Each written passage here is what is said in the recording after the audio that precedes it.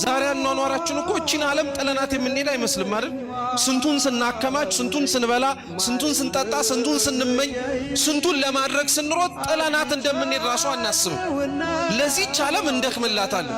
እውነት ልንገራችሁ ክርስቲያኖች፣ ቅዱስ ኤፍሬም ሶርያዊ እንዲህ ይላቸዋል፣ ለዚህች ዓለም ብትደክሙና ብትኖሩላት መጨረሻ የምትሰጣችሁ መቃብር ነው። ለእግዚአብሔር ግን ብትኖሩለት ከሞት በኋላ ሕይወት ይሰጣችኋል ይላል። ለእግዚአብሔር ድከሙለት። አብርሃም ድንኳን ውስጥ የኖረው ቤት መስራት ከብዶት አይደለም፣ እንደተወው ሀገር እንደዚህ ሁሉ የሚተወም ዓለም እንዳለ ስለሚያውቀው ይሄ ሁሉ አላፊ ጠፊ እንደሆነ ተረዳ። እግዚአብሔር ይህን ለመረዳት ማስተዋሉን ይስጠን።